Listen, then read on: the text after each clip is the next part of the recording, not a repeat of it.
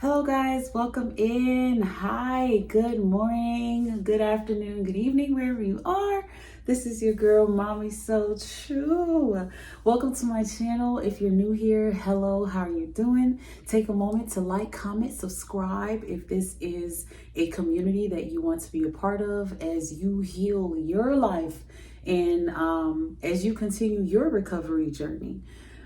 So like so many people that I have been blessed to share this network with, like so many of you, you share my story. It's like there are there are thousands of people out there just like me. It's just a bunch of twins out there that I have, and we all have the same story. Like many of you from the 80s and the 90s, it's just something about that years. Like those were the years of empaths and molded narcissists. And we empaths were here now discovering and making sense of our lives together. And I love it. So if you're new here, welcome in. But I'm here to talk to a certain crowd of people today. This channel is not the NPD awareness channel where I'm talking about just a relationship. For me, my story is deep. It's from childhood and family, and it's my life story. Like literally, I cannot even stress that enough.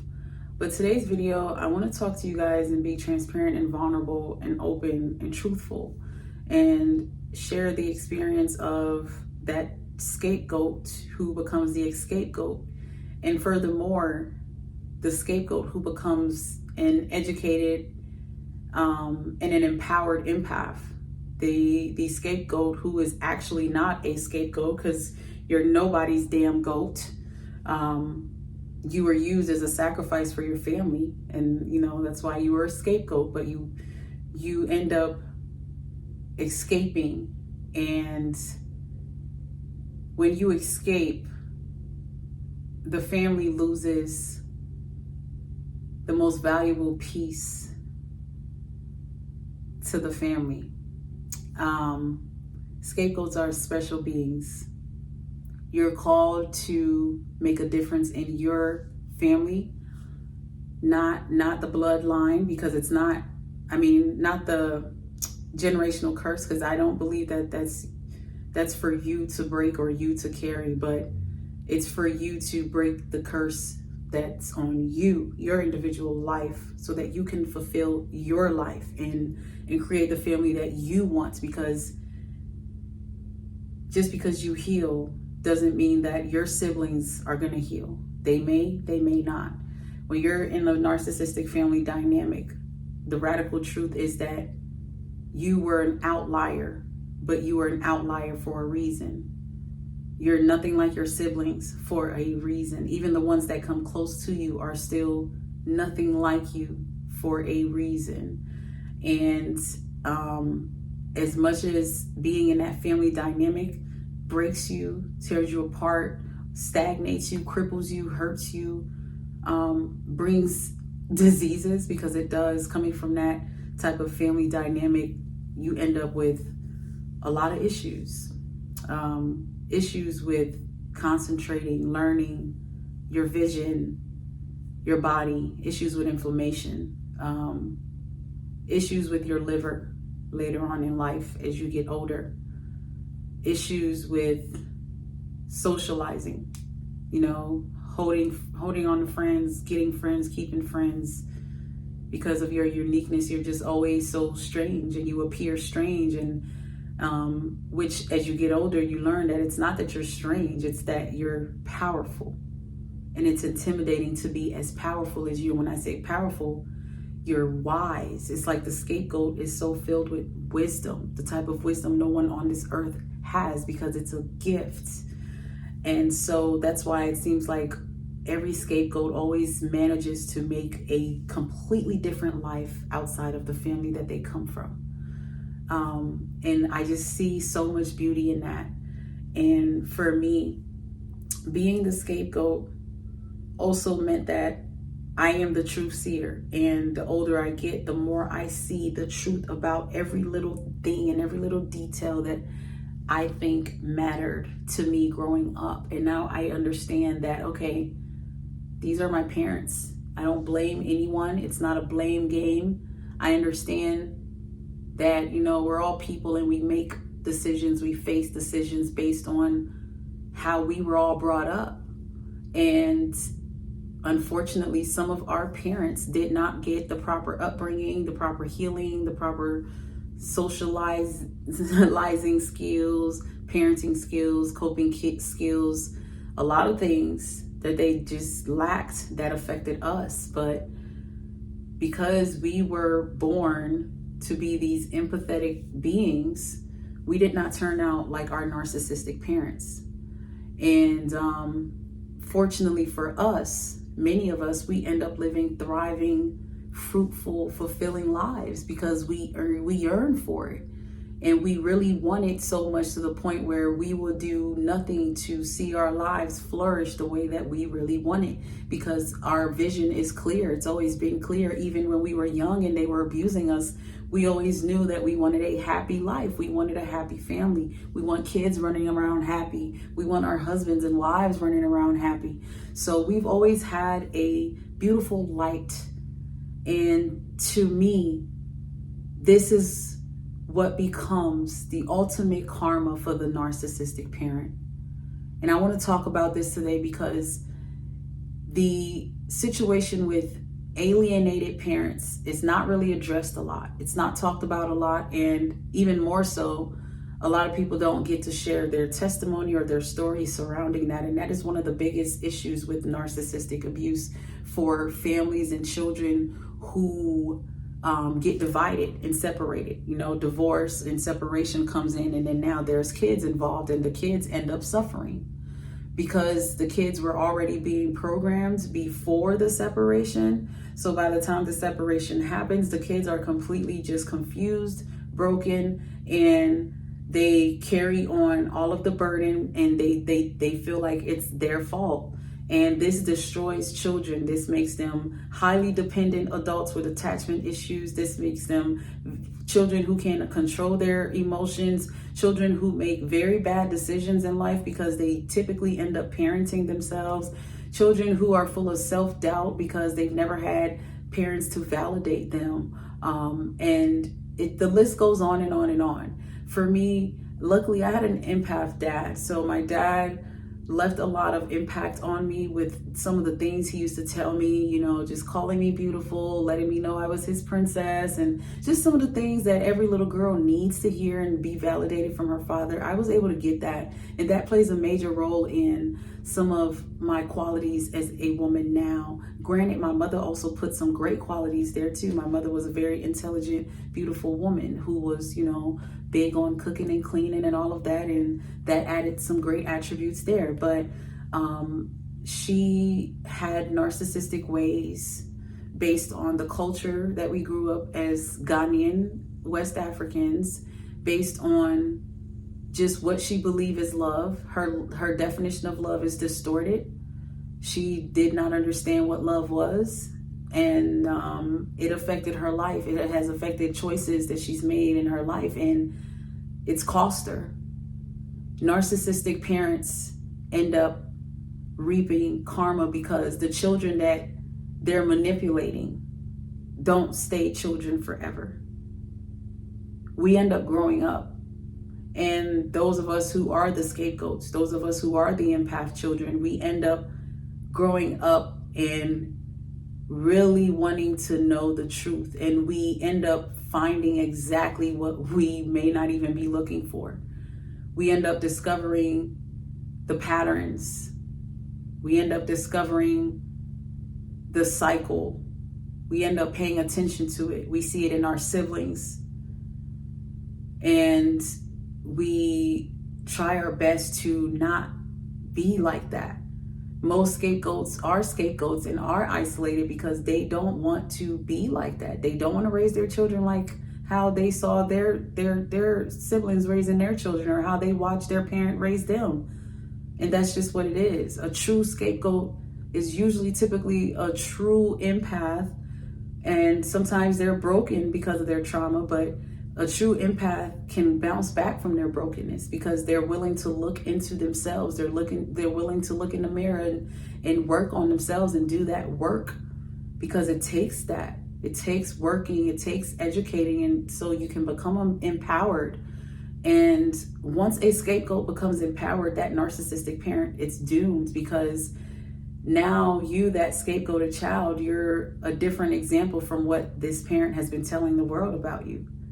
You know, it's like the biggest lie that you are told to accept as a child coming from a narcissistic family background is that you're not allowed to share the family secrets. You're not allowed to be honest about what's really happening behind those closed doors. And once you attempt to be the one to talk about the truth, speak on the truth, make the truth be known, you are hated. Once you make it known that you see the manipulation and you don't want no parts, you are isolated, you are cut off, all the way to the point where they'll cut you out of wills. You won't get no money, you won't get no, there is nothing there. If anything, they'll be asking for you to pay for stuff. They'll sue you. They'll find reasons to take you to court. They'll find reasons to take from you. And all because of anger that you're not willing to be submissive to the lies. You're not willing to just lay there and say,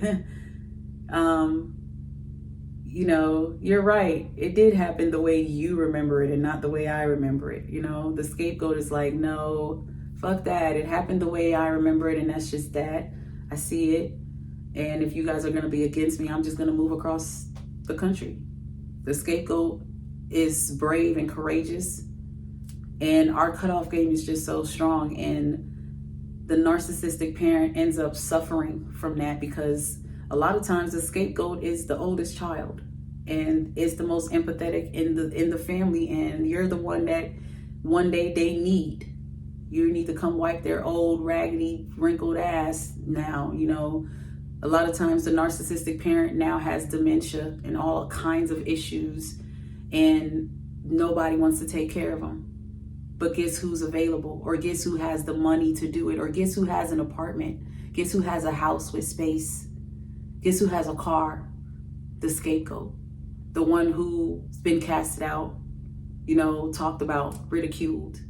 Now all of a sudden they need you. Now all of a sudden you're needed to come and rescue the family. Now all of a sudden they're looking for you to come and do this, do that. And it gets to a point where the narcissistic parent can't even use you anymore. They start needing you because they get old. Old age is like attending to an infant child. Their mind becomes childlike again. They are narcissists, so then that triples. They were already childlike minded. Now that they're old, it's like they need you to literally wipe their ass, literally bathe them, literally feed them. And a lot of narcissistic parents end up single, so they end up having to lean on their children. And too bad they were so narcissistic in their parenting. Most of their children are crippled and cannot take care of them, except the one, that scapegoat, except you, that empath. And this may sound crazy, but this is exactly how it goes. The confirmation has been seen over and over and over and over. Narcissistic parents never win. And it breaks my heart till this day to think back to how my father suffered watching his children, you know, get alienated from him. And me now looking back, just seeing how it took him out of character to the point where he gave up and said, you know what, forget it. I'm not even gonna fight no more. She won. But it was a huge mistake. It cost him in that moment because he gave up on his children. It wasn't even about her. See, when you're in a narcissistic relationship or parental relationship, if you don't learn to back up in a healthy way, if you don't learn to set boundaries, you will get caught up in their reaction all the time. And it will take you out of character. It will make you say, you know what? F these kids, F this life, F my job. I mean, you'll make decisions that will literally cost you, and you'll find yourself somewhere mad and bitter for years. My father was almost single and lived in a lifetime of wilderness for almost 15, 20 years. Have not seen his children in almost 20 years. You know, my little sister till this day is pretty much crippled in her life in a way because dad was not there. And the last time she got to see him, she was under 10 years old. You know, and that hurts me, that breaks my heart. But the one person who I know is hurting more than anything is the narcissistic mother who was behind it all. In spite of what she has said was her side of the story, it still isn't enough to ever alienate your children. It still isn't enough to ever, you know, take phones from your children that the parent gave them to try to keep contact.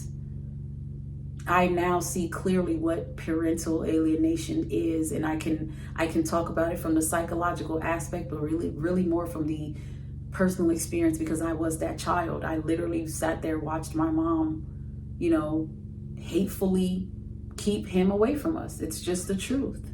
It's not to be mean, rude, or bashful. It is the truth. I remember this man literally bought both of us track phones and I was in high school, and he was like, I just want you guys to have phones so I can keep in touch with y'all, because your mother told me I can't call your house. She told him don't call our house unless you have something or whatever. It got to the point where he stopped paying child support. He said, I'm not giving any money to her because I know you guys aren't getting it, for one, because we wasn't. I mean, and she's a mother. She can have it, whatever. That's not I don't even care about that. But most narcissistic parents, they got their own child support. They're going to fight. They're going to want that if you're in the United States. But when they get it, they're not going to take care of those kids. Just an FYI. They spend that stuff on themselves. I mean, if you're spending it on bills, cool, but they're probably not 9 times out of 10. They are shopping with it. They're spending it on their new supply. They buying weed with it. I mean, whatever. But anyways, I am that child. You know, I really literally watched my father suffer in this. And I've watched how much my mother has sown what she's reaped from this as well. And I've also heard so many stories from other people with the same story. And it's like, wow, I can't help but to confirm that this is the same vicious, continuous cycle. And in the end of the day, the narcissist never wins, no matter what the scenario, no matter what the spectrum, no matter if you're the alienated parent, because everything that they're plotting is so wicked that it backfires, because the people they're plotting against are innocent children and are empathetic, you know, parents like you who they've tried to break or who they've taken advantage of because of your own brokenness and weaknesses. But they're wrong for that, you know, and they end up suffering for that. They age completely ugly, and their marriages after yours don't even work out. They end up in horrible marriages because of what they did to the marriage that they had with you, and how they harmed their children, abandoned their children, or tried to abandon their children, or attempt to keep your children from you or you from your children. Those are ungodly moves, and you pay for that. You suffer for that. My heart goes out to anyone who is healing from anything like this on whatever level you're on, even the narcissistic parent. You know, I'm all about self-awareness. It all boils down to self-awareness. See, people think the word narcissist is a bad word. How can you call your parent a narcissist? No, it's not a bad word. All we're saying is, hey, mom, dad, look at yourself. Look in the mirror. Take some accountability for the things you did, because it's cost me and it's cost everyone around you in ways that you don't seem to care about. But if you care about us a little bit, if you love me a little bit, can you please soul search?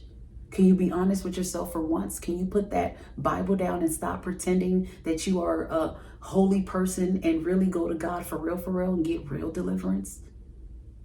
Like, that's all it boils down to. But I appreciate you guys listening. Thank you for watching today's video. Like, comment, subscribe. If this resonates with you, I'd love to hear your thoughts, perspectives, and your comments. Share your own story about going through a parental alienation experience, because I know what it's like, at least as a daughter who was alienated from her father, you know.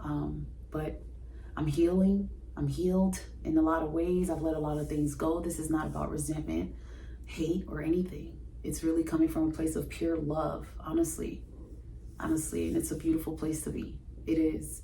If you need to talk to me, share your story, book a free interview to share your story to the world. The link is in the description box below. If you're interested in life coaching sessions with your girl, Mommy So True, to help you along on this journey, on this recovery journey to heal your life, I'm here for you. I'm your biggest support. I know this is a lonely walk. It can feel very lonely, but you're not by yourself. Reach out to me, book those sessions, email me if you have any questions or inquiries. And if you're interested in merchandise, check that out as well. Thank you guys for watching. Until next time, see ya.